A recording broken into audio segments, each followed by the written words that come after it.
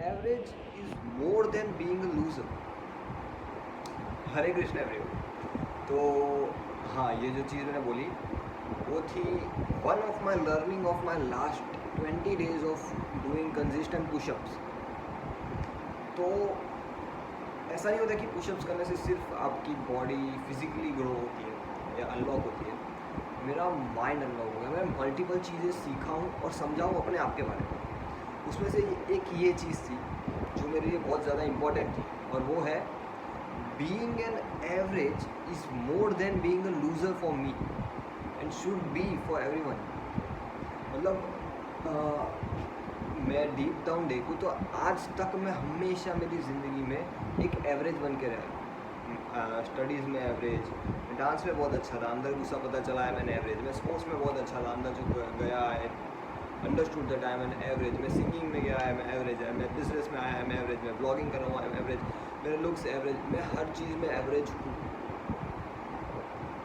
तो जब इन सब चीज़ों को देखता हूँ और मैं बहुत ही वो टाइप का इंसान हूँ, मतलब मैं अपने आप की केस स्टडीज़ करता रहता हूँ, दूसरों की केस स्टडीज़ करता रहता हूँ, मेरे साथ ऐसा क्यों हुआ या किसी और के साथ ऐसा क्यों नहीं हुआ, ये सब चीज़ें मेरे दिमाग में ऑल द टाइम चलती रहती है। और जब मैं केस स्टडी करता हूँ तो मुझे एक चीज़ समझ आई कि अगर मैं लोएस्ट पे होता ना लिस्ट में, तो शायद मेरे लाइफ में इतनी प्रॉब्लम्स मेरी लाइफ में वैसे भी नहीं है, लेकिन बोल सकते हैं कि मेरी लाइफ इतनी सैड नहीं होती जितनी बीइंग एन एवरेज है।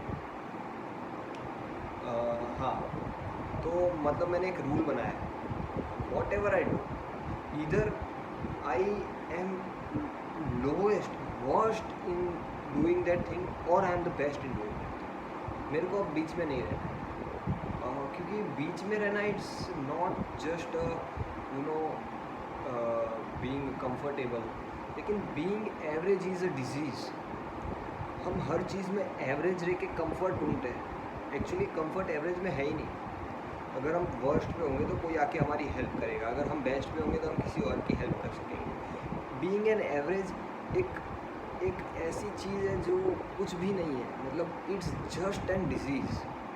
तो ये चीज़ मैं सीखा हूँ और बहुत ही इंपॉर्टेंट है, क्योंकि मैं आपको समझाता हूँ एवरेज रहने का फ़ायदा तो एक्चुअली कोई है ही नहीं। हाँ, एक्चुअली पता है, मुझे लगता है कि हमारे बॉडी में जो भगवान ने सिस्टम इंस्टॉल किया है उसके अंदर एवरेज करके कुछ होता ही नहीं। लेकिन हम है ना बहुत ही, हम इंसान हैं तो हमारे साथ वो होता है कि अगर कोई इंसान रास्ते पे चलने के लिए चप्पल उतार के चलता है, एक्चुअली चप्पल होते हैं रास्ते पे चलने के लिए, लेकिन अगर एक बंदा चप्पल उतार के रास्ते पे चलेगा, उसके पीछे 2 बंदे चलेंगे, तो बाकी सब भी चप्पल उतार के चलने लगेंगे। क्यों? क्योंकि लोगों को लगता है कि बीइंग सराउंडेड बाय देम और उनके जैसा बनने से वी आर कंफर्टेबल और we are okay, which is not a good thing. हम एवरेज इसलिए है क्योंकि हम ऐसे लोगों से सराउंडेड है और उनके जैसा ही रहना चाहते हैं कि हाँ हम एवरेज है, it's okay, we are comfortable, we are living a good life. लेकिन नहीं, दैट्स द डिसीज़।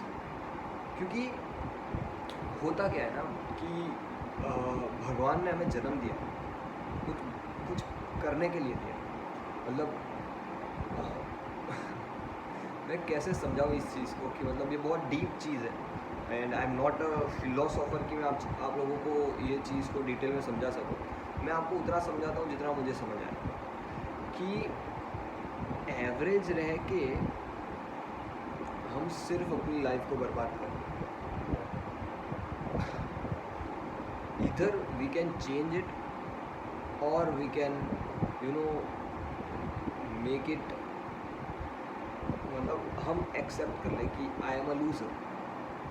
क्योंकि मुझे लगता है कि if I am a loser and I feel like I am a loser, ये बहुत अच्छी चीज़ मेरे दिमाग में होता है कि अगर मैं लूज़र हूँ और मैं मान लेता हूँ कि मैं लूज़र हूँ, तो मैं क्या समझूंगा कि शायद ये चीज़ मेरे लिए नहीं है, मैं कुछ और करूँ। लेकिन if I be an average, तो मुझे लगता है कि यहाँ पे मेरा काम थोड़ा ठीक ठाक हो जाएगा, मैं यहीं पे रहता हूँ और मैं कभी दूसरी चीज़ ट्राई ही नहीं करूँगा। हाँ, मैं दूसरी चीज़ ट्राई ही नहीं करूँगा और मैं एक एवरेज बन के रह जाऊँ। हर चीज़ में ऐसा होता है, being student, being businessman, being employ, being housewife, हर चीज़ में आप लोगों के पास, मेरे पास, हम सबके पास इतनी फ्रीडम है एटलीस्ट कि हम सोच सके कुछ अच्छा, या फिर एटलीस्ट ये बोल सके कि I am not an average, right.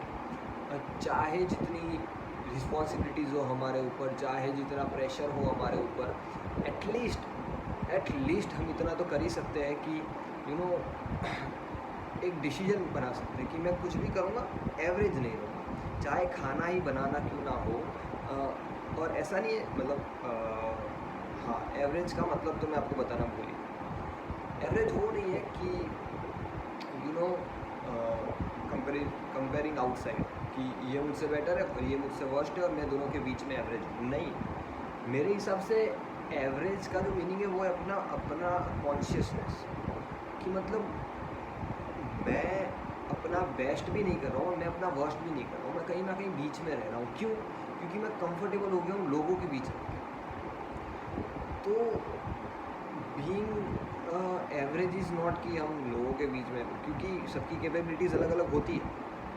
मेरा कहना है कि whatever we do our best और वी डोंट डू। तो वो एक चीज़ है जो हमारे अंदर आ जाए तो शायद हम कुछ कुछ कुछ करें ना करें वो तो शायद पता नहीं, लेकिन हम खुश ज़रूर रहेंगे। और हाँ, खुश तो ज़रूर रहेंगे। और मुझे लगता है कि जब हम खुश रहते हैं ना बहुत ज़्यादा, तो हमें अपनी लाइफ का पर्पस पता चल जाता है। हाँ, तो मैं बहुत लंबे टाइम से खुश था और इसीलिए मुझे मेरी लाइफ का पर्पस पता चला, जो पर्पस ऑफ कोर्स मैं अभी बताऊंगा तो आप लोग मुझ पर हंसोगे। और मैं नहीं चाहता कि आप हंस के मुझे आप हंसो, इट्स ओके, लेकिन आप हंस के मुझे अनसब्सक्राइब कर दो, वो मैं नहीं चाहता।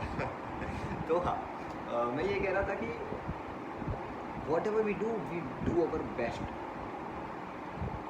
विच इज़ यू नो लाइक, अगर मैं बेड ही साफ़ कर रहा हूँ मेरा, तो मैं उसे अच्छे तरीके से करूँगा। मैंने एक कोट पढ़ा था बहुत अच्छा, वो कोट क्या था, हाँ, if it's worth doing it well. तो उसी के साथ हमारा आज का ज्ञान होता है समाप्त। हरे कृष्णा, मिलते हैं कभी और।